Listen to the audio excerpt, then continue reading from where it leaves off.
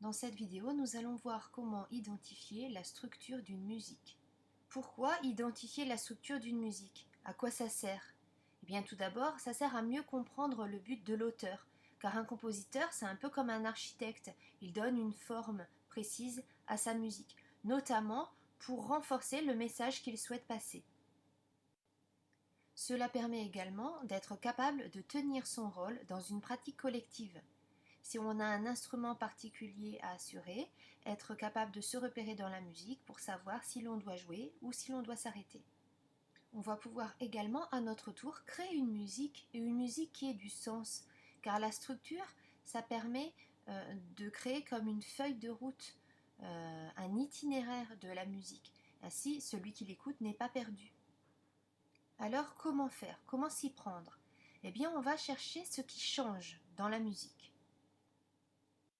Il peut s'agir de changements d'instruments, sans oublier d'y inclure les voix, des changements de rythme, des changements de tempo, la vitesse, le caractère, les sentiments exprimés, l'intensité, le volume et enfin la mélodie.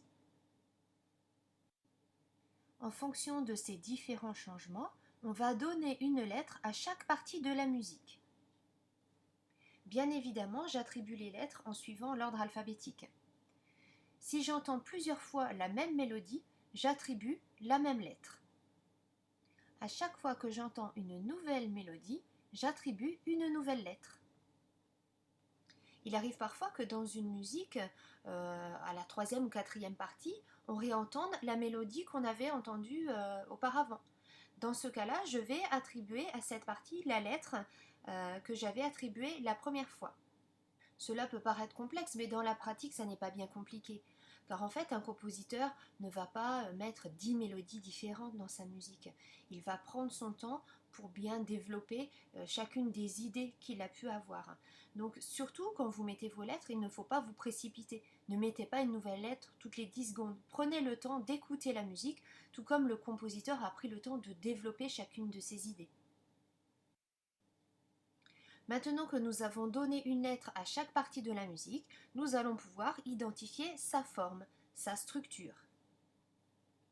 Il existe de très nombreuses formes et structures et nous allons en voir uniquement quelques-unes. Parmi elles, la rhapsodie, qui est une succession de parties contrastées. Donc comme son nom l'indique, il s'agit d'une musique avec plusieurs parties très différentes entre elles. On peut passer de quelque chose de très lent à quelque chose de très rapide, quelque chose de triste à quelque chose de joyeux par exemple. La forme lied est une musique en 3 parties. La troisième partie est pratiquement identique à la première. C'est pour cette raison que l'on code A, B, A'. Donc 3 lettres, 3 parties. La première est pratiquement identique à la dernière, donc on réutilise le A, mais on a mis le prime pour montrer que quelque chose avait changé. Bien sûr, le B indique la deuxième partie complètement différente. On peut comparer cette structure en 3 parties à la photo de Notre-Dame de Paris, puisqu'on a également 3 parties dans ce bâtiment, avec la partie centrale qui est complètement différente des 2 autres. La forme rondeau est une musique dans laquelle on va avoir une alternance entre des couplets et des refrains. Donc dans notre codage avec les lettres, on voit la lettre A revenir régulièrement, il s'agit donc du refrain. Tandis que les lettres B, C et D représentent, elles, les couplets. Tout comme dans le dessin, on voit le dessin de l'arbre identique revenir à chaque fois, cela représente donc le refrain, et des maisons différentes pour chacun des couplets. Le canon est une musique dans laquelle on entend la même mélodie qui est jouée ou chantée en même temps par plusieurs groupes mais décalés. Terminerons ici avec le thème et variation. Donc il s'agit d'une même mélodie que l'on va répéter plusieurs fois en la modifiant, mais de façon à ce qu'elle reste reconnaissable. Pour cette raison, on va à chaque fois coder A, puisqu'il s'agit de la même mélodie qui revient, mais en ajoutant le prime, le second, le troisième, pour montrer s'il s'agit de la première, deuxième, troisième, quatrième modification, etc. On peut comparer avec les variations autour du taureau de Picasso que vous voyez ici en illustration. On reconnaît à chaque fois le taureau, mais il a été dessiné de manière différente par Picasso.